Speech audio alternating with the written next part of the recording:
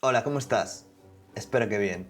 Vamos a continuar con este curso online de gestión de la Administración Civil del Estado y vamos a pasar al tema 6 del bloque sexto, gestión financiera y seguridad social, tema que se titula Gastos para la compra de bienes y servicios, gastos de inversión, gastos de transferencias, corrientes y de capital, anticipos de caja fija, importante, pagos a justificar, importante también, justificación de libramientos. Aunque a primera vista este puede parecer un tema bastante descriptivo, es un tema muy susceptible de ser preguntado en su puesto práctico. ¿Por qué? Pues porque aquí estamos hablando de unos tipos de gasto muy concretos y de mecanismos de pago que se utilizan todos los días en la administración, como son el anticipo de caja fija. Y cuando en el supuesto práctico aparece un gasto concreto, muchas veces lo que realmente te están preguntando es cómo clasificarlo o cómo se puede pagar, como es el caso de pagos a justificar o anticipos de caja fija. En este tema vamos a ver tres grandes bloques de gasto muy habituales en la gestión pública. Por un lado tenemos los gastos para compra de bienes y servicios, los gastos de inversión y las transferencias corrientes y de capital. Esto es algo que en el examen aparece muchísimo, por lo tanto tenemos que tenerlo muy presente. Por ejemplo, imagina que en el supuesto te dicen que un ministerio compra material informático para una oficina. Ahí tienes que identificar rápidamente que estamos ante gastos corrientes en bienes y servicios, normalmente dentro del capítulo 2 del presupuesto. Todo eso lo tienes que tener súper interiorizado. O imagina que la administración construye un edificio público o una carretera.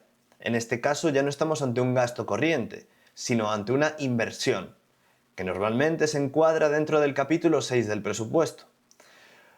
O que el Estado concede una subvención a una empresa o una comunidad autónoma, entonces hay que distinguir si estamos ante una transferencia corriente, capítulo 4, o una transferencia de capital, capítulo 7.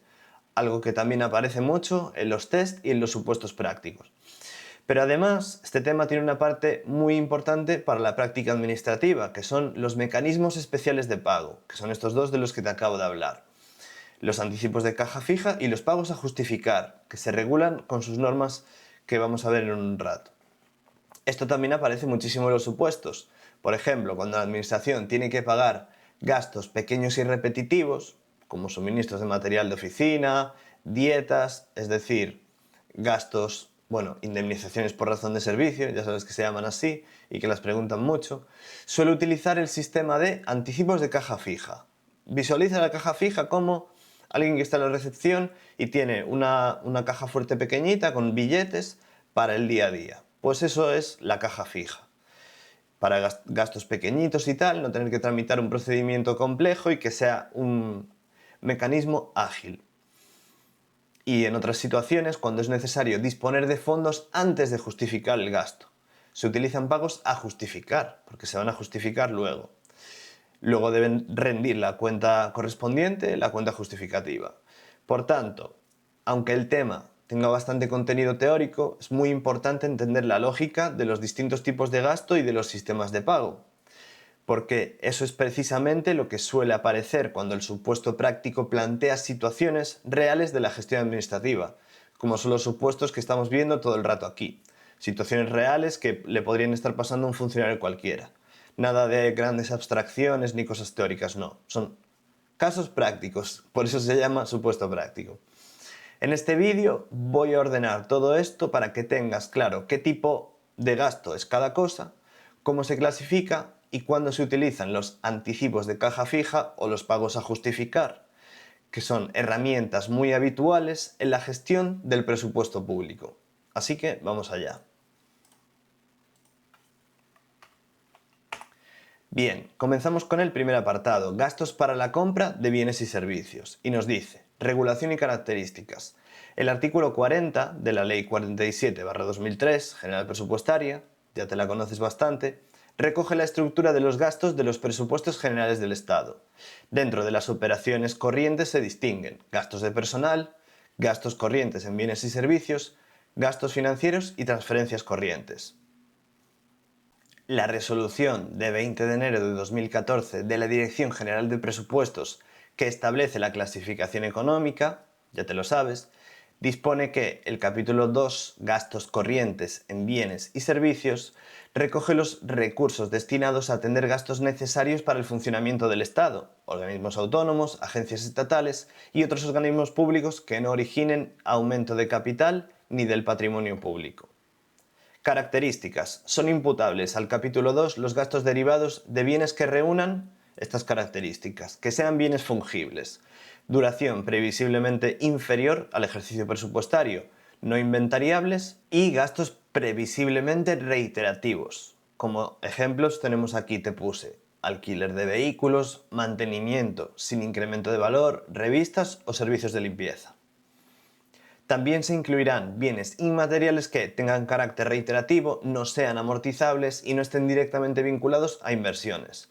No podrán imputarse al capítulo 2 las retribuciones por servicios o trabajos del personal dependiente de los organismos públicos, cualquiera que sea su forma de dependencia. Ojo con esto, posible pregunta de test. Bien, especialidad y especificación de los créditos. Según los artículos 42 a 44 de la Ley General Presupuestaria, los créditos se destinarán exclusivamente a la finalidad autorizada por la Ley de Presupuestos o a la resultante de modificaciones presupuestarias. Solo estas dos. El artículo 43 de la Ley General Presupuestaria establece: en el Estado vincula a nivel de concepto, excepto capítulo 1 y capítulo 2, que es a nivel de artículo. Aquí ya estamos repasando cosas que ya vimos.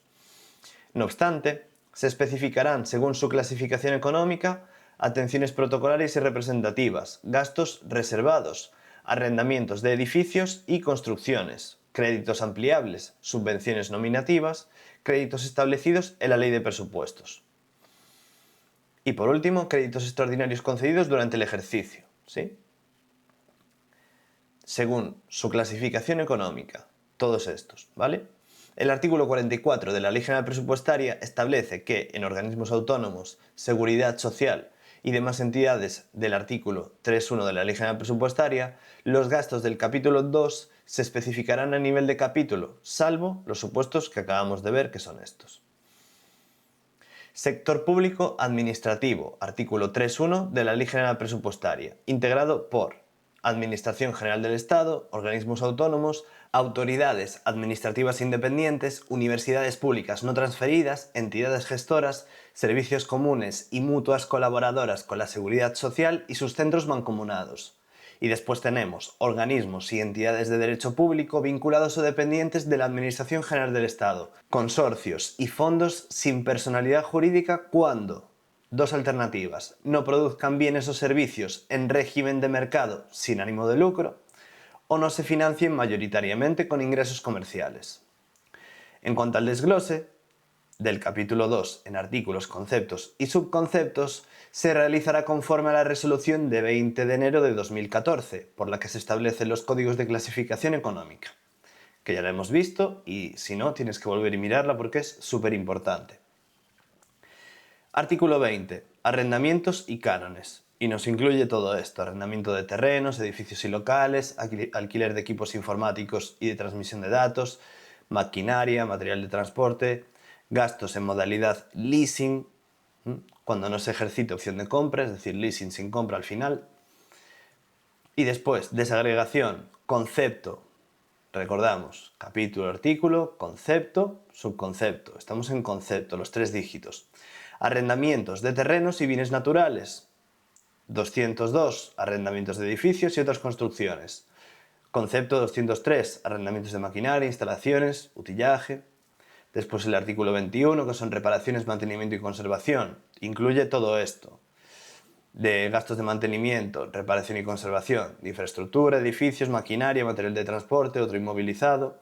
Y aquí tenemos ejemplos: conservación y reparación de inmuebles propios o arrendados, revisión de mugas fronterizas, vigilancia y conservación de maquinaria e instalaciones, mantenimiento de equipos informáticos y telecomunicaciones, reposición de elementos accesorios en carreteras, puertos, aeropuertos o líneas de comunicaciones. Es decir, que si nos entra algo así en el supuesto, ya sabemos dónde lo tenemos que enmarcar. Las grandes reparaciones, recordamos, gran reparación, que incrementen productividad, capacidad, rendimiento, eficiencia o vida útil, se imputarán al capítulo 6, inversiones reales. Y aquí tenemos la desagregación del concepto 200, es decir, 21 y luego el dígito final. 210, infraestructura y bienes naturales. 212, edificios y otras construcciones. 13, maquinaria e instalaciones. 14, elementos de transporte. Y así hasta el 19, que es inmovilizado material. En cuanto a material, suministros y otros, tenemos concepto 220, material de oficina, importante. ¿Por qué? Porque es donde se trabajan en las unidades con material de oficina. Por lo tanto, nos puede tocar algo por aquí. Gasto ordinario no inventariable, prensa, revistas, libros, publicaciones, material informático no inventariable, material de oficina en el exterior. Concepto 221, suministros, energía eléctrica, agua, gas, combustible, vestuario, alimentación, etcétera, etcétera, etcétera. Concepto 222, comunicaciones, servicios de telecomunicaciones, postales, mensajería, comunicaciones con el exterior. Concepto 223, transportes. 224, primas de seguros, seguros de vehículos, edificios, locales, todo eso tiene que estar asegurado, igual que en la empresa privada, ¿sí? 225, tributos, estatales, autonómicos y locales y en el exterior. 226, gastos diversos. Atenciones protocolarias, publicidad, propaganda, gastos jurídicos, contenciosos, reuniones, conferencias, cursos. Se entiende, ¿verdad? 227, trabajos realizados por otras empresas y profesionales. Limpieza y aseo, seguridad, valoraciones y peritajes, custodia, depósito, almacenaje, procesos electorales, consultas populares, estudios y trabajos técnicos, trabajos realizados por otras empresas y profesionales en el exterior, etc. Etcétera no, son estos. Bien. 23. Indemnizaciones por razón de servicio. Capítulo, artículo. Comprende las siguientes indemnizaciones. Recordemos que indemnizaciones son dietas, aquí en la administración pública, ¿sí? Las satisfechas a altos cargos y asimilados, funcionarios, personal laboral fijo, eventual y otro personal. Asistencia a tribunales y órganos colegiados, reuniones, consejos o comisiones. Celebración de exámenes, honorarios por impartición de clases en centros públicos por personal al servicio de la administración. ¿Te tienes que ir a dar una clase por ahí? Pues gastas en combustible, en comida ese día, en lo que sea. Incluso en materiales para preparación, lo que sea. Asistencias al profesorado en cursos organizados por organismos autónomos, cualquiera que sea su adscripción administrativa. Los gastos de manutención, alojamiento y locomoción derivados de impartición de cursos por personal al servicio de la administración se imputarán a, y aquí lo tenemos ya especificado a nivel de capítulo, artículo, concepto. Y tenemos 230 dietas, 231 locomoción. Cuando los cursos sean impartidos por personal de otras administraciones o profesionales independientes con derecho de indemnización, tanto honorarios como gastos de desplazamiento se imputarán al artículo 23. Desagregación. Y aquí tenemos dietas, locomoción, traslado y otras indemnizaciones. Estos hay que aprendérselos porque es que los preguntan mucho, por lo tanto, importante. Las indemnizaciones del personal se imputan con carácter general al capítulo 1, salvo las indemnizaciones por razón de servicio que corresponden al capítulo 2. Por eso lo preguntan. Porque te lo intentan colar porque parece un gasto de personal. Parece un sueldo, un trienio, dieta. No. Se imputa el capítulo 2. Y por eso lo preguntan tanto, porque la gente se lía. Pero bueno, por suerte estás conmigo y no te vas a liar porque te lo estoy diciendo yo. Artículo 24. Gastos de publicaciones. Incluye gastos de edición y distribución de publicaciones. Concepto 240. Gastos de edición y distribución. Artículo 25. Conciertos de asistencia sanitaria. Acuerdos de las mutualidades con entidades públicas o privadas para cobertura sanitaria. Y en la desagregación tenemos 250 con la Seguridad Social, 251 con entidades de seguro libre y 259 otros conciertos de asistencia sanitaria. Y artículo 27, compras, suministros y otros gastos relacionados con la actividad. Gastos vinculados a la actividad desarrollada por agencias estatales. ¿Sí? Pues nos lo sabemos bien ahí. Bien, pasamos al segundo gran apartado de este tema, que son los gastos de inversión. También súper importante y hay que tenerlos bien presentes. Tenemos regulación y características. De acuerdo con el artículo 40 de la Ley General Presupuestaria, en las operaciones de capital se distinguen inversiones reales y transferencias de capital. La resolución de 20 de enero de 2014 establece que el capítulo 6, Inversiones reales, comprende los gastos realizados directamente por el Estado, organismos autónomos, agencias estatales y otros organismos públicos destinados a creación o adquisición de bienes de capital, adquisición de bienes inventariables, gastos inmateriales amortizables. Un gasto será amortizable cuando contribuya al mantenimiento de la actividad del sujeto en ejercicios futuros. Se incluyen los contratos de leasing cuando se transfieran sustancialmente riesgos y ventajas de la propiedad y especialmente cuando se vaya a ejercitar la opción de compra. Ya vimos que antes era sin opción a compra. En estos casos se imputará al capítulo 6 únicamente la parte de la cuota correspondiente a la recuperación del coste del bien, aplicándose la carga financiera al concepto 359, otros gastos financieros. Ejemplos: adquisición de vehículos o construcción de inmuebles que incrementen el patrimonio. También se imputarán al capítulo 6 gastos incluidos en proyectos definidos en los anexos de inversiones reales de los presupuestos generales del Estado y los intereses de demora derivados de inversiones.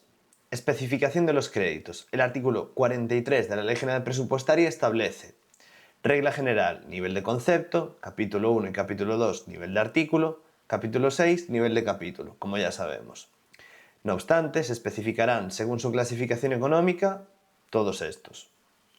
El artículo 44 de la Ley General Presupuestaria dispone que en organismos autónomos, seguridad social y entidades del artículo 3.1 de la Ley General Presupuestaria, las inversiones reales se especificarán a nivel de capítulo, salvo los casos anteriores, es decir, todos estos que tenemos aquí. Atenciones protocolares y representativas, gastos reservados, arrendamientos de edificios y construcciones, créditos ampliables, subvenciones nominativas, créditos previstos en la Ley de Presupuestos y créditos extraordinarios. ¿Sí? Desglose. El desglose del capítulo 6 en artículos y conceptos se realizará conforme a la resolución de 20 de enero de 2014, que ya conocemos. Artículo 60. Inversión nueva en infraestructura y bienes destinados al uso general. Nos dice que incluye inversiones que incrementen el stock de capital público. Concepto 600. Inversiones en terrenos. Siempre que pensemos en capital tenemos que pensar en bienes de capital, es decir, bienes que producen dinero. Nos dice que incluye además gastos de asistencia, dietas y viajes de jurados de expropiación. Nos suenan, ¿verdad?, los jurados de expropiación. Entiendo que tienen que viajar para ver los terrenos in situ que se van a expropiar, negociar con los propietarios, el justiprecio, todo esto, recordamos, ¿verdad? El tema tan interesante de la expropiación forzosa. Derramas por gastos de urbanización de los terrenos afectados. Puede suceder también. 601, otras, sin más. Artículo 61. Inversión de reposición en infraestructura y bienes destinados al uso general. Incluye inversiones destinadas a mantener o reponer bienes deteriorados, prorrogar la vida útil del bien, mejorar la eficiencia en la prestación del servicio. Concepto 610. Inversiones en terrenos. Incluye gastos de asistencia, dietas y viajes de jurados de expropiación, derramas por gastos de urbanización de terrenos afectados. Pueden parecer iguales, pero recordemos que aquí en el 60 estamos en inversión nueva en infraestructura y aquí estamos en inversión de reposición. Por eso aquí es 610 y aquí es 600, ¿vale? Cuidado, no confundir ahí. Artículo 61. Inversión de reposición en infraestructura. Bien. Artículo 62. Inversión nueva asociada al funcionamiento operativo de los servicios. Comprende proyectos que incrementan el capital público para mejorar el funcionamiento interno de la Administración, organismos autónomos, agencias estatales y otros organismos públicos. Incluye contratos de leasing en los términos del capítulo 6. Esto nos lo podrían preguntar en test, que ya que algunas veces se incluye y otras no, podría ser susceptible. Entonces vamos a entender la lógica que hay detrás y tratar de memorizarlo. Concepto 620. Inversión nueva asociada al funcionamiento operativo de los servicios. Se imputarán gastos relativos a edificios y construcciones y sus equipos estructurales, maquinaria, instalaciones y utillaje, elementos de transporte externo, mobiliario y enseres, equipos para procesos de información, hardware y software y otros activos materiales y fondos bibliográficos. Artículo 63. Inversión de reposición asociada al funcionamiento operativo de los servicios. Recoge proyectos destinados al funcionamiento interno de la Administración para mantener o reponer bienes deteriorados, prorrogar la vida útil del bien, reponer bienes inútiles por uso normal e incluye contratos de leasing en los términos del capítulo 6. Concepto 630. Inversión de reposición asociada al funcionamiento operativo de los servicios. Se imputarán los mismos gastos previstos en el concepto 620 cuando se trate de sustitución por bienes análogos. Artículo 64. Gastos de inversiones de carácter inmaterial. Incluye gastos no materializados en activos que produzcan efectos en ejercicios futuros. Y tenemos campañas de promoción, ferias, exposiciones, estudios y trabajos técnicos.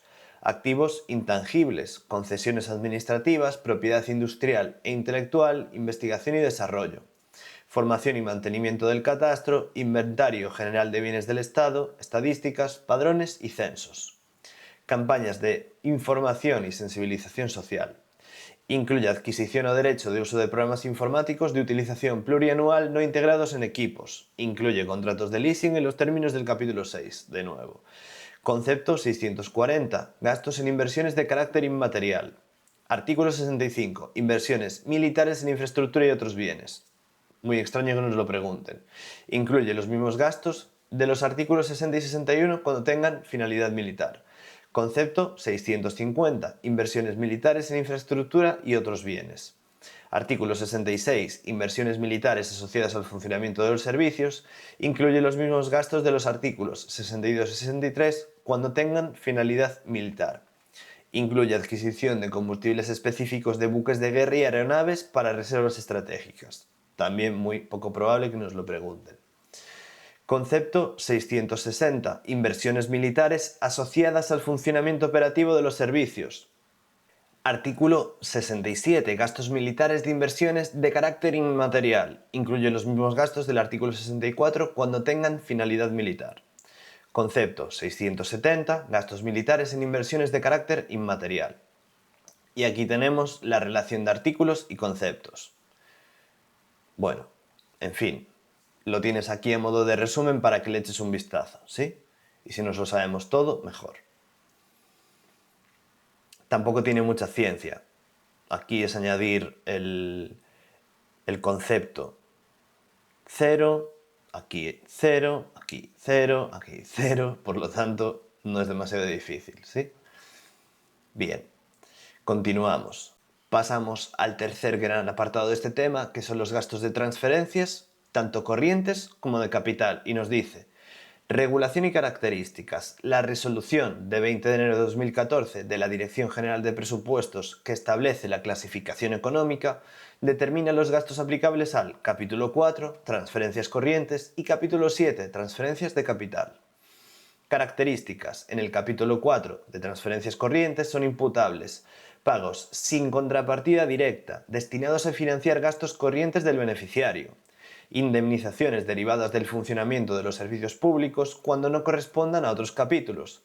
Prestaciones sociales, pensiones civiles y militares a funcionarios y familias, transferencias y subvenciones dinerarias o en especie, según el beneficiario final, y subvenciones en especie de carácter corriente, incluyendo primas de seguros vinculadas a becas.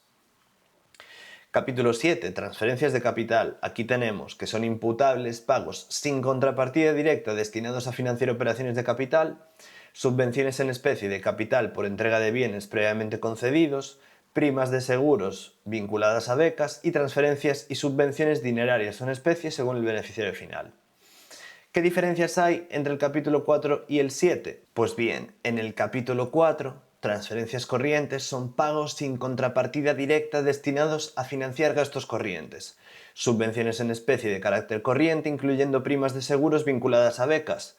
Indemnizaciones por funcionamiento de servicios públicos no imputables a otros capítulos.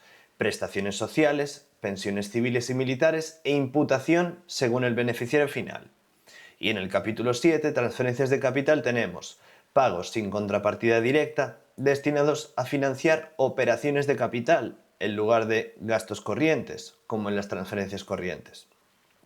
Subvenciones en especie de capital, ¿sí? Aquí tenemos de carácter corriente. Primas de seguros vinculados a becas, ¿sí? E imputación según el beneficiario final. Vale, ahora vamos a ver el desglose. Tenemos todos los artículos de los capítulos 4 y 7 se desagregan a nivel de concepto y o subconcepto según el agente receptor o finalidad. Estamos perfectamente ya familiarizados con esta desagregación en concepto o subconcepto. Capítulo, artículo, concepto, 3 dígitos y subconcepto, los 2 últimos. Bien, pues tenemos aquí desglose, transferencias corrientes, capítulo 4, artículo 40 a la Administración del Estado, artículo 41 a organismos autónomos, 42 a Seguridad Social, 43 a agencias estatales y otros organismos públicos, 44 a sociedades, entidades públicas empresariales, fundaciones y resto del sector público. Transferencias a sociedades mercantiles y entes públicos, transferencias a organizaciones temporales con participación pública mayoritaria y transferencias a entidades donde la participación estatal sea igual o superior a otras administraciones. En el 45 tenemos a comunidades autónomas, participaciones en ingresos, transferencias a comunidades autónomas e entidades dependientes, entidades con participación autonómica predominante, y en el 46 a entidades locales, participaciones en ingresos, transferencias a entidades locales y dependientes, y por último entidades con participación local predominante. En el 47 a empresas privadas, transferencias a empresas privadas, organizaciones temporales con participación privada mayoritaria. 48 a familias e instituciones sin fines de lucro, ayudas, becas, donaciones, préstamos, pensiones no contributivas, pensiones por terrorismo, jubilaciones anticipadas, premios a internos penitenciarios, pensiones de funcionarios civiles o militares, ayudas a salidas de reclusos, cuota patronal de la seguridad social de becarios. Y el 49 al exterior, pagos sin contrapartida fuera del territorio nacional, pagos en divisas y cuotas a organismos internacionales. Bien, desglose de transferencias de capital, capítulo 7, artículo 70. A la Administración del Estado, 71 organismos autónomos, 72 Seguridad Social, 73 agencias estatales y otros organismos públicos, 74 sociedades, entidades públicas empresariales, fundaciones y resto del sector público, 75 comunidades autónomas con participaciones en ingresos, transferencias a comunidades autónomas y dependientes, entidades con participación autonómica predominante. 76 entidades locales, participaciones en ingresos, transferencias a entidades locales dependientes y entidades con participación local predominante. 77 empresas privadas, transferencias de capital a empresas privadas, organizaciones temporales con participación privada mayoritaria. 78 a familias e instituciones sin fines de lucro, transferencias a fundaciones, instituciones, entidades benéficas o deportivas y familias. Cuota patronal, seguridad social de becarios. 79 al exterior, pagos sin contrapartida fuera del territorio nacional, pagos en divisas y cuotas a organismos internacionales. Y pasamos al cuarto gran apartado de este tema, que son los pagos. Vamos a ver los pagos, tanto concepto como tipos. Y comenzando con concepto nos dice que puede entenderse con carácter general por pago toda salida material o virtual de fondos de la tesorería de una unidad. Posible definición que nos pueden preguntar en un test. Y no te preocupes porque en breve ya llegamos a la parte susceptible de supuesto práctico. Esto lo veo más teórico. La parte de supuesto práctico viene ahora en breve, así que paciencia que ya casi llegamos. Y esta definición, muy interesante conocerla, que es un pago, se entiende, ¿no? Salida material o virtual de fondos de la tesorería de una unidad, no tiene mayor complejidad. Tipos de pago, tenemos. Existen diferentes clasificaciones de los pagos. Pagos reales y pagos virtuales. Pago real, existe una salida material de los fondos y en el virtual se produce dentro de la entidad sin salida material de fondos, derivado de compensación contable. Pagos en formalización. Pagos en firme y pagos a justificar. El pago en firme es el proceso ordinario de pago por la adquisición de bienes o prestación de servicios, lo normal. Se basa en el artículo 73.4 de la Ley General Presupuestaria que nos dice: para que se ordene el pago, debe haberse producido previamente el reconocimiento de la obligación. Recordamos, ¿verdad? Previa acreditación documental de la realización de la prestación o el derecho del acreedor conforme al gasto aprobado y comprometido. Es decir, ya sea una subvención o ya sea un contrato del sector público, tiene que haber el reconocimiento de la obligación, ¿sí? ¿Y qué documento contable iba asociado? Exacto. Lo sabes. Bien. Pago a justificar. el acto administrativo que permite liberar fondos sin documentación previa justificativa cuando, excepcionalmente, no puede aportarse antes del reconocimiento de la obligación. Es decir, primero se paga, después se justifica. Y quedémonos con esto, con esta pequeña definición, por si nos entra un supuesto práctico de pagos a justificar, que nos puede caer alguna preguntilla por ahí.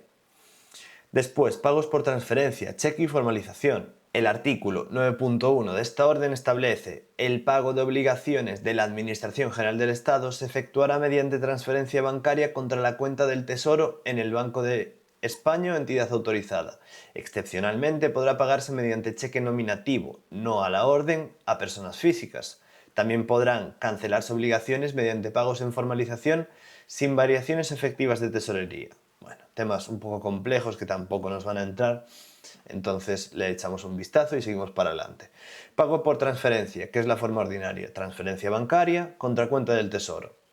Pago por cheque, autorizado por el Director General del Tesoro y Política Financiera cuando concurran circunstancias justificadas, solo para personas físicas. Cada vez más infrecuente. Los organismos autónomos no tienen esta limitación y pueden usar cheque nominativo, por si acaso nos lo preguntan en el test. Pagos en formalización. Cancelan obligaciones sin movimientos real de dinero. Características: el importe bruto igual a la suma de descuentos. El líquido es igual a 0 euros. Se cancelan. Supone compensación de deudas. El artículo 73.5 de la Ley General Presupuestaria reconoce la compensación como forma de extinción de obligaciones. ¿Sí? Por lo tanto, a ti te deben algo, tú debes algo, se compensa, por simplificarlo mucho, para que se entienda. Pagos por obligaciones presupuestarias y no presupuestarias. Una obligación a pagar es una deuda actual cierta derivada de transacciones o hechos pasados que obliga a realizar una prestación económica al vencimiento.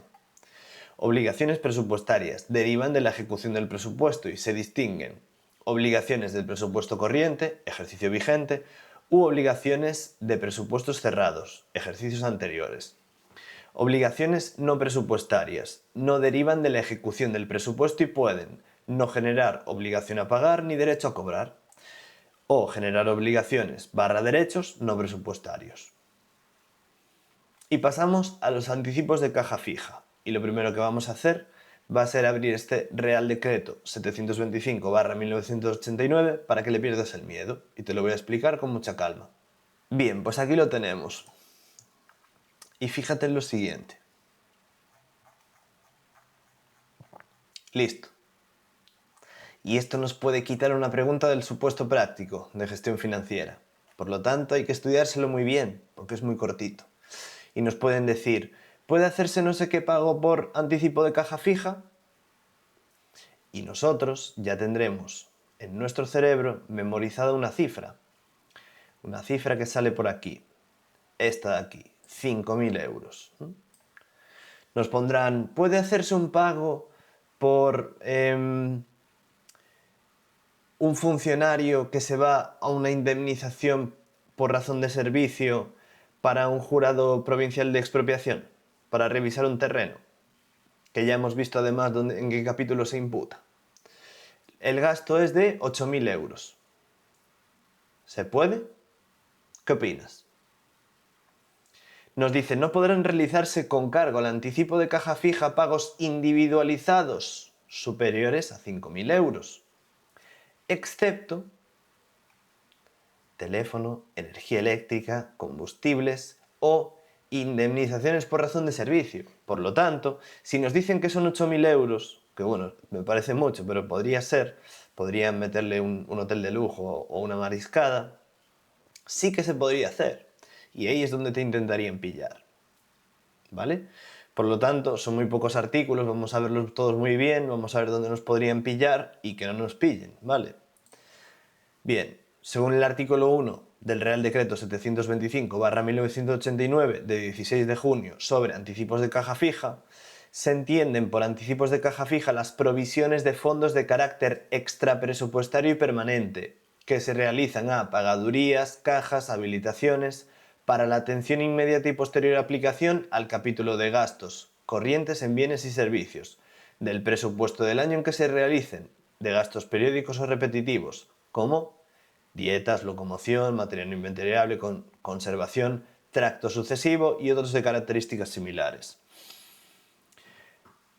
Previsiblemente nos dirán que es de 5.000 o inferior.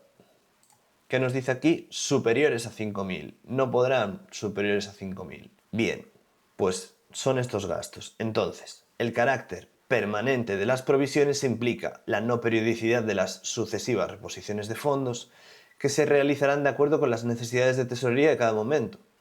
Esto es, hay una cajita, una caja fuerte con unos billetes para atender cosas del día a día, que no tienen que implicar toda la tramitación de un procedimiento de retención de crédito, aprobación, tal, no. Que no sea necesaria la cancelación de los anticipos al cierre de cada ejercicio.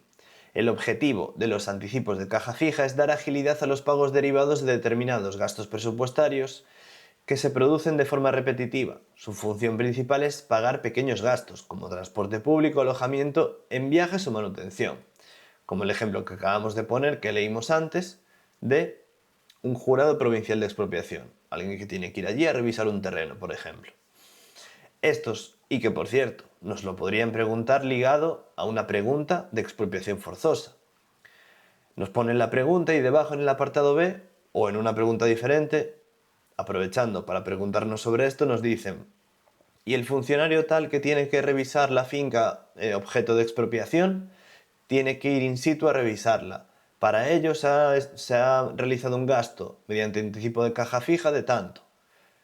¿Puede hacerse sí o no? Y lo más probable es que te pongan más de 5.000 euros para que no tengas en cuenta que los gastos de indemnizaciones por razón de servicio no están incluidos aquí, porque nos dice superiores a 5.000 no se pueden realizar, excepto todas estas: teléfono, energía, indemnizaciones. ¿Me entiendes por dónde voy, verdad? Bien. Podría pasar. Ojalá pase. Sería una premonición mía. No lo sé. Estaría bien. Yo lo haría. Sería una buena pregunta, en mi opinión, porque mezclas dos materias que a priori no están muy conectadas. Bien. Estos anticipos de caja fija no tienen la consideración de pagos a justificar, sino que están sujetos a la Ley General Presupuestaria, al Real Decreto y a la Orden de 26 de julio del 89. ¿Qué características tienen? Provisiones de fondos de carácter extrapresupuestario y permanente. Muy importante esta frase. Se realizan apagadurías, cajas y habilitaciones, como ya vimos. Las cajas fuertes que están en el mostrador de la recepción de quien te vaya a pagar. O yo lo visualizo así porque yo trabajé en una empresa privada que tenía su caja fuerte con el dinero para los gastos. Y yo llegaba allí, me daban el dinero que fuera para mi viaje, yo me hacía mi viaje, volvía y lo justificaba con facturas. Rápido, sin un procedimiento, porque yo me tenía que ir ya, porque era algo como si me llamasen para un jurado provincial de expropiación. No puedo esperar a que se retenga el crédito, no sé qué, se apruebe el pago, no. Se aplican al capítulo de gastos corrientes en bienes y servicios del presupuesto del año en que se realicen y se destinan a la atención inmediata de gastos periódicos o repetitivos. Gastos periódicos. Imagínate que este funcionario sale todos los meses a hacer revisiones de terrenos que se van a expropiar. Es un gasto periódico. O otro gasto periódico que se me ocurre es teléfono, energía eléctrica, combustibles, ¿sí? Bien. Gastos periódicos y repetitivos: dietas, locomoción, material no inventariable, conservación, tracto sucesivo y otras de similares características. Ámbito de aplicación. Bien, los departamentos ministeriales y los organismos autónomos, tanto administrativos como comerciales, industriales, financieros o análogos, podrán establecer el sistema de anticipos de caja fija mediante acuerdo de sus titulares. De acuerdo con el artículo 78 de la Ley General Presupuestaria, los ministros y los presidentes o directores de los organismos autónomos, previo informe de su intervención delegada, establecerán las normas reguladoras de los pagos satisfechos mediante anticipos de caja fija, determinando los criterios generales de los gastos que puedan ser satisfechos por este sistema, los conceptos presupuestarios a los que serán aplicables los límites cuantitativos establecidos, la aplicación al presupuesto de los gastos satisfechos por este sistema y cuántas estimaciones se consideren oportunas. ¿Qué límites hay? Pues bien, según el artículo 78.3 de la Ley General Presupuestaria, la cuantía global de los anticipos de caja fija no podrá superar para cada ministerio u organismo autónomo el 7% del total de los créditos del capítulo destinado a gastos corrientes en bienes y servicios. ¿Cómo te has quedado? ¿Qué te parece esto? ¿Preguntable o no? No voy a decir nada más. Ultra preguntable. Del presupuesto vigente en cada momento, ¿sí? Bien. Cuando el sistema de anticipos de caja fija esté establecido, no podrán tramitarse libramentos aplicados al presupuesto a favor de perceptores directos, salvo los destinados a reposición del anticipo, por importe inferior a 600 euros, con imputación a los conceptos del artículo 1. Y esto viene aquí, en el mismo artículo 2. Y como es el artículo 2, ya de paso te acuerdas y lo mencionas. Dices, de acuerdo con el artículo 2, no se puede hacer esto. Y lo que ya vimos, no podrán realizarse con cargo al anticipo de caja fija pagos individualizados superiores a 5.000 euros, excepto los destinados a gastos de teléfono, energía eléctrica, combustibles e indemnizaciones por razón de servicio. Si nos dicen que el servicio, lo mismo, tiene que pagar una factura de la luz, pues cuidado. Si hay que pagar teléfono, cuidado. Si hay que pagar gasolina, cuidado. Y si hay que pagar dietas, es decir, indemnizaciones, extra cuidado. Ya sabemos que se imputan al 23, ¿verdad? A efectos de aplicación de estos límites no podrán acumularse en un solo justificante pagos derivados de diversos gastos. No podrá fraccionarse un único gasto en varios pagos.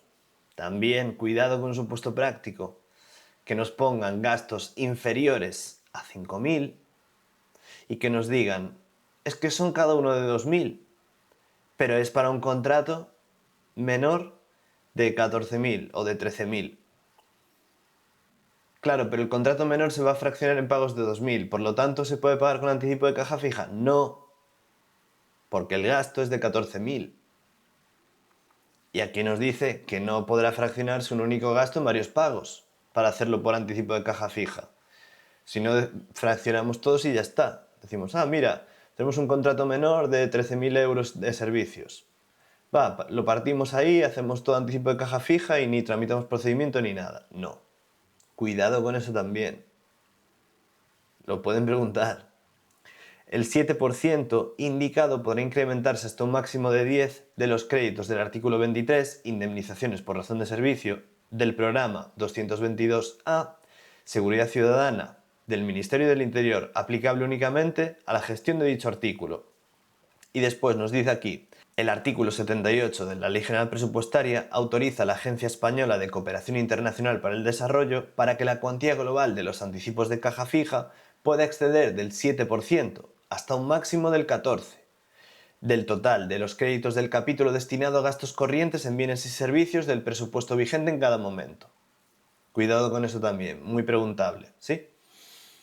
Fondos de maniobra en la Seguridad Social. El artículo 78 de la Ley General Presupuestaria dispone que el Director General de la Tesorería General de la Seguridad Social, previo informe de la Intervención General de la Seguridad Social, establecerá las normas reguladoras de los pagos satisfechos mediante fondos de maniobra en el ámbito de las entidades gestoras y servicios comunes de la Seguridad Social.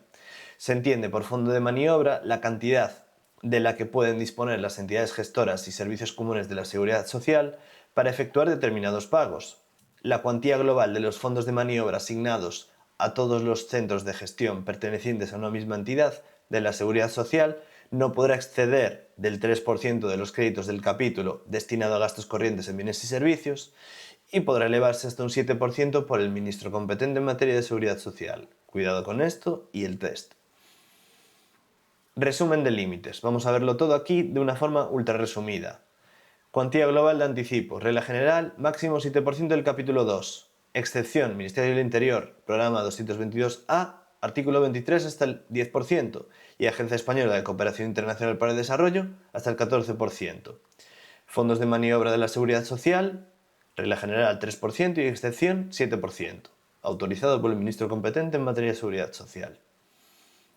Concesión de los anticipos de caja fija. El artículo 3 nos dice que corresponde a las mismas autoridades que pueden establecer el sistema de anticipos de caja fija acordar la distribución territorial y por cajas pagadoras de los anticipos de caja fija y acordar las modificaciones de los importes de los anticipos, siempre dentro del límite del 7% del total de créditos del capítulo destinado ¿a qué? A gastos corrientes en bienes y servicios, del presupuesto vigente del Ministerio u organismo autónomo. Importante. Los acuerdos deberán contar con informe favorable del interventor delegado, limitado a verificar el respeto del citado límite del 7%. Los departamentos ministeriales solicitarán al Director General del Tesoro y Política Financiera la ordenación y realización de pagos extrapresupuestarios por el concepto de anticipos de caja fija a favor de pagadores, cajeros, habilitados centrales, cuando existan cajas pagadoras centrales con red de subcajas periféricas. Delegados de Hacienda de las provincias respectivas cuando existan cajas periféricas. El interventor delegado que informa favorablemente la distribución comunicará los importes a anticipar y sus modificaciones a el interventor delegado en la Dirección General del Tesoro y Política Financiera o los interventores territoriales respectivos. Podrían decirnos cómo ha de tramitarse este anticipo de caja fija y nosotros tener que explicar este procedimiento, ¿sí? Lo vería una pregunta difícil, sinceramente, pero por poder podrían. Ya que la norma no es tan larga y nos puede quitar una pregunta del supuesto, pues vamos a mirar la muerte. La rentabilidad es máxima con este tema. Cuando los departamentos ministeriales u organismos autónomos dicten acuerdos de distribución del gasto máximo asignado por conceptos y periodos determinados, los interventores respectivos controlarán también el cumplimiento de los límites de los anticipos de caja fija. Los presidentes o directores de los organismos autónomos ordenarán los pagos no presupuestarios correspondientes a los anticipos de caja fija de su organismo. Y cuidado siempre si en el enunciado nos dicen ministerio u organismo autónomo, porque las cosas cambian como estamos viendo. En caso de supresión de una caja pagadora, el pagador, cajero o habilitado deberá reintegrar el importe del anticipo a la Dirección General del Tesoro y Política Financiera, delegación de Hacienda u organismo autónomo del que dependa, sin que pueda realizarse un traspaso directo a otra caja que asuma sus funciones. Entendemos que hay una caja fija, una caja pagadora, la caja fuerte que te digo y tiene 50.000 euros. Se suprime por el motivo que sea, ya sea que el servicio ya no continúa o el motivo que sea. Pues aquí nos están diciendo que se debe reintegrar el importe a la Dirección General. Los 50.000 euros vuelven para allá. Bien. Situación de los fondos. Según el artículo 4 del Real Decreto 725, el importe de los mandamientos de pago no presupuestarios se abonará mediante transferencia a las cuentas corrientes de las cajas pagadoras que tengan abiertas en el Banco de España dentro de la agrupación Tesoro Público Provisión de Fondos. Cuando existan causas justificadas, los ministerios y organismos autónomos podrán situar los anticipos de caja fija en cuentas corrientes abiertas en entidades de crédito, agrupadas bajo la rúbrica Tesoro Público, Provisiones de Fondos. De acuerdo con el artículo 108.1 de la Ley General Presupuestaria, con carácter general los ingresos y pagos de la Administración General del Estado, sus organismos autónomos y el resto de entidades cuyos recursos integran el Tesoro Público se canalizarán a través de cuentas mantenidas en el Banco de España, como ya sabemos. Asimismo, podrán abrirse cuentas en el Instituto de Crédito Oficial, el ICO, cuando actúe como agente financiero de dichas entidades. El artículo 109 de la Ley General Presupuestaria establece que la apertura de cuentas de situación de fondos de la Administración General del Estado, sus organismos autónomos y el resto de entidades del sector público administrativo estatal, cuyos recursos integran el Tesoro Público fuera del Banco de España, requerirá autorización previa de la Dirección General del Tesoro y Política Financiera, indicando la finalidad de la apertura y las condiciones de utilización, salvo las autorizadas por la Agencia Estatal de Administración Tributaria en el marco del Sistema Tributario Estatal y Aduanero. Según el artículo 4 del Real Decreto, las entidades de crédito en las que se abran estas cuentas estarán obligadas a proporcionar información a la Dirección General del Tesoro y Política Financiera y a la Intervención General de la Administración del Estado cuando se les solicite. La IGAE, nuestra querida IGAE, ¿vale? Los intereses generales se ingresarán por los cajeros pagadores en el Tesoro o en la tesorería del organismo autónomo correspondiente, aplicándose el concepto oportuno del presupuesto de ingresos. Los fondos librados tendrán siempre carácter de fondos públicos y formarán parte integrante del Tesoro Público. Las cuentas corrientes únicamente podrán admitir ingresos procedentes de Dirección General del Tesoro y Política Financiera, delegaciones de Hacienda, organismo autónomo correspondiente, transferencias entre cuentas de la misma agrupación, Tesoro Público, provisiones de fondos. Posible pregunta de test porque vemos que esto se está repitiendo bastante. Procedimiento de gestión. Ya vamos por el artículo 5. Dispone que los gastos atendidos mediante anticipos de caja fija deberán seguir la tramitación establecida en cada caso y quedar documentados. El páguese del órgano que gestionó dirigido al cajero pagador deberá figurar como mínimo en facturas, recibos o cualquier otro justificante que refleje reclamación o derecho del acreedor. Disposición de fondos. Artículo 6. Las disposiciones de fondos de las cuentas se efectuarán mediante cheques nominativos o transferencias bancarias. Estas dos posibilidades. Para efectuar la disposición de fondos se requerirán firmas mancomunadas del cajero pagador y del funcionario designado por el jefe de la unidad administrativa a la que esté adscrita la caja pagadora o sus sustitutos. Al final es dinero y hay que tenerlo controlado para que no se nos desmadre la cosa por ahí. En ningún caso una misma persona podrá realizar ambas sustituciones. Entendemos que para que uno se vigile al otro, ¿sí? Yo lo entiendo así. Los jefes de los departamentos ministeriales y los presidentes o directores de los organismos autónomos podrán autorizar la existencia en las cajas pagadoras de cantidades de efectivo para atender necesidades imprevistas o atender gastos de menor cuantía. La custodia de estos fondos corresponde directamente al cajero pagador. Él los guarda. Asimismo, podrán autorizar la existencia de subcajas dependientes de una caja pagadora central, cuando la estructura organizativa lo aconseje. Puede ser muy grande y puede hacérsele muy imposible de manejar todos los pagos a un solo cajero pagador. Por lo tanto, tendría subcajas por ahí, si estamos hablando de un organismo muy grande.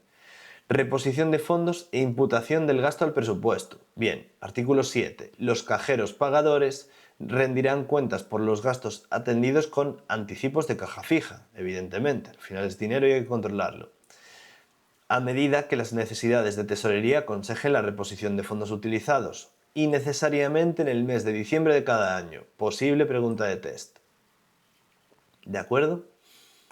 La estructura de estas cuentas será determinada por la IGAE. Control interno, IGAE interno, Tribunal de Cuentas externo. Recuerda, los jefes de las unidades administrativas a las que estén adscritas las cajas aprobarán las cuentas acompañadas de facturas o documentos originales justificativos debidamente relacionados. Cuando la organización administrativa lo requiera, las cuentas podrán ser aprobadas por los órganos centrales. Teniendo en cuenta las cantidades justificadas, las oficinas gestoras expedirán los documentos contables de ejecución del presupuesto de gastos a favor del cajero pagador y con imputación a las aplicaciones presupuestarias correspondientes. La intervención competente comprobará que el importe total de las cuentas justificativas coincide con el de los documentos contables y autorizará su tramitación por las oficinas de contabilidad, con independencia del resultado del examen fiscal. Hay que ver que todo coincida y que no se escape nada por ahí. La intervención delegada examinará las cuentas y documentos justificativos y emitirá informe remitido al órgano que aprobó la cuenta para su conocimiento y envío al Tribunal de Cuentas. Hemos visto IGAE, control interno, Tribunal de Cuentas ahora, control externo, para enviarlo al control externo. El informe indicará conformidad con la cuenta o defectos o anomalías observadas y te chivas al Tribunal de Cuentas. Oye, que aquí algo está mal. Si existen defectos, el órgano gestor tiene 15 días para formular alegaciones o subsanará los defectos. De estas actuaciones se dará cuenta el interventor en 15 días. Plazo de 15 días que se repite, por lo tanto, nos lo aprendemos. Si no se corrigen, se adoptarán medidas legales para salvaguardar la hacienda pública. Se propondrá el reintegro de las cantidades correspondientes. Oye, falta esto, nos lo tenéis que reintegrar. Las órdenes de pago se ajustarán al plan de disposición de fondos del Tesoro Público, aprobado por el Gobierno para cada ejercicio presupuestario. Y aquí tenemos ya cosas que nos resultan familiares, ¿verdad? Según la regla 36 de la Orden de Operatoria Contable, la aplicación a presupuesto y reposición de fondos se contabilizará mediante documento ADOK, acompañado de la cuenta justificativa. Acumulación de fases. Se expedirá con cargo a las mismas aplicaciones y por los importes de la cuenta. Para el registro del presupuesto del cajero se utilizará el documento específico RC 110, que ya lo vimos en el tema anterior. Contabilidad. La contabilidad auxiliar detallada en las operaciones se llevará por las cajas pagadoras, artículo 8, con separación de las operaciones relativas a anticipos de caja fija y separación de cualquier otro cobro, pago o custodia de fondos o valores encomendados. La contabilidad auxiliar se ajustará a las normas de la IGAE. Nuestra querida intervención, control interno. Las oficinas de contabilidad de los departamentos ministeriales y organismos autónomos llevarán el control contable de las órdenes de pago expedidas para reponer anticipos de caja fija. Control. El artículo 9 regula los estados de situación de tesorería, con la periodicidad que establezcan los departamentos u organismos y como mínimo en las primeras quincenas de enero, abril, julio y octubre, referidos al último día del trimestre anterior. Nos lo aprendemos por si acaso. Se enviarán copias al interventor delegado y a la unidad central del ministerio u organismo. Los jefes de las unidades administrativas podrán ordenar estados extraordinarios referidos a fechas determinadas. Los interventores podrán realizar en cualquier momento las comprobaciones oportunas directamente o mediante funcionarios designados. Bien, ahora pasamos a pagos a justificar, que también es muy importante. Como los anticipos de caja fija, nos pueden hacer una pregunta de pagos a justificar en el supuesto práctico. Por lo tanto, vamos allá. Y le podemos echar un vistazo rápido al Real Decreto también. Como vemos, sucede lo mismo que con la caja fija. Ya está. Es esto rapidito y nos puede quitar una pregunta de gestión financiera del supuesto práctico. Por lo tanto, total prioridad. Los pagos a justificar constituyen una especialidad del régimen general de tramitación de gastos y pagos, cuyo fundamento es atender eficazmente determinadas situaciones y compromisos. Se regulan en el artículo 79 de la Ley General Presupuestaria. Cuidado con esto de mencionar que se regulan en el 79 de la Ley General Presupuestaria y también en el Real Decreto, para el supuesto práctico. Y te tienes que aprender el nombre, evidentemente. Real Decreto 640/1987, de 8 de mayo, sobre pagos librados a justificar. Orden de 23 de diciembre de 1987, de desarrollo del Real Decreto 640/1987. Esta orden, bueno, igual no es tan obligatoria, pero por si acaso. Según el artículo 79 de la Ley General Presupuestaria, se entiende por pago a justificar el acto administrativo por el cual pueden tramitarse propuestas de pago presupuestario y librarse fondos cuando, excepcionalmente, no puede aportarse la documentación justificativa de la obligación antes del reconocimiento de la misma. Excepcional, ¿vale? También podrán expedirse libramientos a justificar cuando los servicios o prestaciones se realicen en el extranjero o los gastos deban realizarse en localidades donde no exista dependencia del ministerio o organismo correspondiente. En estos casos, la expedición será autorizada por ministros, presidentes o directores de organismos autónomos o entidades gestoras y servicios comunes de la Seguridad Social, quienes designarán al órgano gestor competente. La designación implica competencia para realizar los gastos y pagos, formación, rendición y justificación de las cuentas. De acuerdo con el artículo 49 de la Ley General Presupuestaria, recordamos temporalidad de los créditos, con cargo a los libramientos a justificar solo podrán imputarse obligaciones exigibles en el ejercicio presupuestario correspondiente. Pregunta de test, y de supuesto, y de todo, nos lo aprendemos muy bien. No obstante, el Consejo de Ministros podrá permitir que fondos librados para gastos en el extranjero, tenemos una excepción, atiendan gastos del ejercicio siguiente cuando sea relevante para el interés general. Norma, excepción. Típica pregunta de test, ¿sí? Será obligatorio incluir en todas las propuestas de pago a justificar un calendario de actuaciones a financiar. Si existen gastos plurianuales, se tramitará expediente de gasto con desglose por anualidades. La cantidad no invertida en el ejercicio deberá justificarse mediante carta de pago acreditativa de su reintegro al Tesoro Público por el cajero pagador. Ámbito de aplicación y limitación. Según el artículo 1 del Real Decreto, nos dice que los ministros y presidentes o directores de organismos autónomos, previo informe del interventor delegado, establecerán las normas reguladoras de los pagos a justificar. Las órdenes de pago se ajustarán al plan de disposición de fondos del Tesoro Público aprobado por el Gobierno para cada ejercicio. No podrán expedirse órdenes de pago a justificar a favor de cajas pagadoras cuando no se hayan justificado los fondos anteriores dentro de los plazos reglamentarios o prorrogados. Importante esto también. En servicios no transferidos a comunidades autónomas cuya prestación se encomienda a estas por falta de estructura administrativa, podrán expedirse órdenes de pago a justificar a su favor. Responsabilidad y plazos. Los perceptores de órdenes de pago a justificar son responsables, conforme a la Ley General Presupuestaria, de custodia de fondos, uso de fondos y rendición de la cuenta. Posible pregunta también.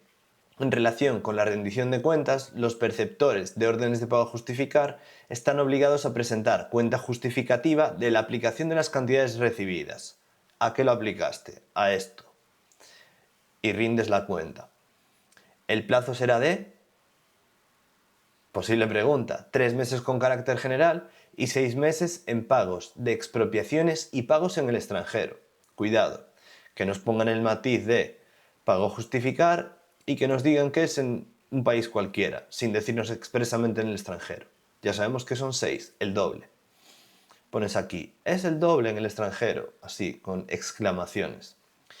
El ministro o autoridad delegada, así como los presidentes o directores de organismos autónomos y entidades gestoras y servicios comunes de la Seguridad Social, podrán ampliar excepcionalmente de 3 a 6 meses y de 6 a 12 meses, también preguntable en test, previo informe de la intervención correspondiente y a propuesta del órgano gestor del crédito, dentro de los 2 meses siguientes a la aportación de los documentos justificativos se producirá la aprobación de la cuenta o el reparo de la misma por la autoridad competente.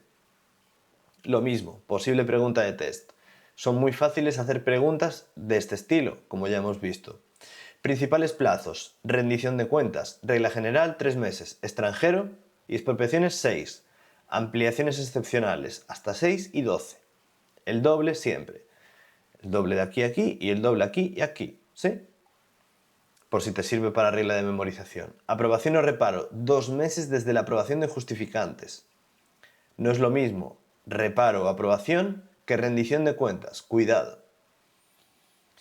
Órdenes de pago a justificar. Según el artículo 3 del Real Decreto, las órdenes de pago se expedirán en base a orden o resolución de la autoridad competente para autorizar el gasto y se aplicarán a los créditos presupuestarios correspondientes.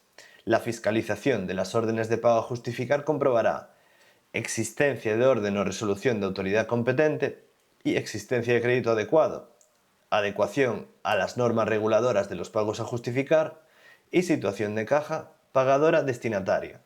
Los requisitos B y D, es decir, existencia de crédito adecuado y situación de la caja pagadora destinataria, se acreditarán mediante certificado expedido por la Oficina de Contabilidad correspondiente. Cajas pagadoras. Según el artículo 4, las órdenes de pago se expedirán a favor de cajas pagadoras existentes en ministerios y organismos autónomos. Cada caja estará dirigida por un cajero pagador, nombrado expresamente para el ejercicio de sus funciones. De acuerdo con el artículo 3 de la Orden de 23 de diciembre de 1987, las cajas pagadoras realizan, entre otras, las siguientes funciones: contabilizar las operaciones de tesorería y caja en los libros correspondientes, realizar los pagos ordenados, verificar que los justificantes sean auténticos y originales, identificar a los perceptores mediante documentación acreditativa, custodiar los fondos confiados, cobrar intereses y efectuar su ingreso en el Tesoro, rendir cuentas en los plazos y forma legalmente establecidos. Adscripción de las cajas pagadoras. ¿Cómo están adscritas? Pues bien, se adscriben a unidades administrativas determinadas dentro de cada ministerio u organismo autónomo. En servicios periféricos dependerán de delegados, directores territoriales o jefes provinciales. Si existen varias cajas, una unidad central coordinará relaciones con Dirección General del Tesoro y Política Financiera, Intervención General de la Administración del Estado y Tribunal de Cuentas. La unidad central mantendrá un censo de cajas pagadoras y cajeros pagadores, indicando fechas y toma de posesión y cese. Los ministerios u organismos podrán establecer una caja pagadora central única. Situación de los fondos. Bien, el importe de las órdenes de pago se abonará por transferencia a cuentas abiertas donde, en el Banco de España, bajo la agrupación, la misma de siempre, Tesoro Público, anticipos de fondos a justificar. Excepcionalmente podrán situarse en cuentas de entidades de crédito con la misma denominación. Los fondos tienen carácter de fondos públicos. Los intereses generados se ingresarán en el Tesoro o Tesorería del organismo correspondiente. Disposición de fondos. La disposición de fondos se efectuará mediante cheques nominativos o transferencias bancarias. Requieren firmas mancomunadas de cajero pagador, funcionario designado por el jefe de la unidad administrativa o sus sustitutos. Pagos. Los gastos serán acordados por el órgano gestor competente, que ordenará al cajero pagador realizar el pago material. El cajero emitirá cheques nominativos u órdenes de transferencia contra cuentas de anticipos a justificar. Se podrá autorizar la existencia de efectivo para indemnizaciones por razón de servicio u otros pagos menores. El efectivo no podrá exceder de los pagos previsibles durante un mes y su custodia será responsabilidad directa del cajero pagador. O sea que imagínate la responsabilidad que tienen estas personas. Porque sí, el máximo es 5.000, pero imagínate multiplicado por no sé cuántas personas. Contabilidad. Las cajas pagadoras llevarán contabilidad separada de anticipos de fondos a justificar percibidos, otros cobros pagos o valores custodiados. Control. En relación con el control, el artículo 9 establece: con la periodicidad que determinen los ministros jefes de los departamentos ministeriales y los presidentes o directores de los organismos autónomos, y como mínimo en las primeras quincenas de enero, abril, julio y octubre, y referidos al último día del trimestre inmediato anterior, lo mismo que vimos antes, se formularán estados de situación de tesorería. Los jefes de las unidades administrativas a las que estén adscritas las cajas pagadoras podrán acordar la formulación extraordinaria de estados de situación de tesorería referidos a fechas determinadas. Los estados de situación de tesorería serán autorizados con firmas del jefe de la unidad administrativa y del cajero pagador. Se enviarán a la unidad central, que procederá a su examen y posterior remisión a la intervención delegada. Un ejemplar quedará archivado en los servicios de cada firmante. Los interventores delegados, por sí o mediante funcionarios designados, podrán realizar en cualquier momento las comprobaciones que estimen oportunas. Plazos. Vamos con los plazos. Nos dice aquí: de acuerdo con el artículo 10, los cajeros pagadores deberán justificar la aplicación de las cantidades recibidas dentro del mes siguiente a su inversión. Vimos que es un mes antes, por lo tanto, lo podemos recordar así. Y en todo caso, en el plazo máximo de 3 meses desde la percepción de los fondos. Del mes siguiente a su inversión, o 3 desde la percepción. ¿Se entiende, verdad? Desde que se invierten o desde que se reciben. El director general del Tesoro y Política Financiera, y en su caso los presidentes o directores de organismos autónomos, podrán ampliar excepcionalmente este plazo hasta 6 meses, otra vez el doble. Casos especiales. Tenemos pagos a justificar del Fondo Social Europeo y de expropiaciones, en el que el plazo ordinario es de 6 meses, y aquí nos dice prórroga posible hasta un año adicional. Los ministerios u organismos fijarán la fecha límite de rendición cuando pueda conocerse y, si procede a ampliación, el órgano gestor del crédito, previo informe de la intervención delegada, remitirá la solicitud a la Dirección General del Tesoro y Política Financiera para su aprobación.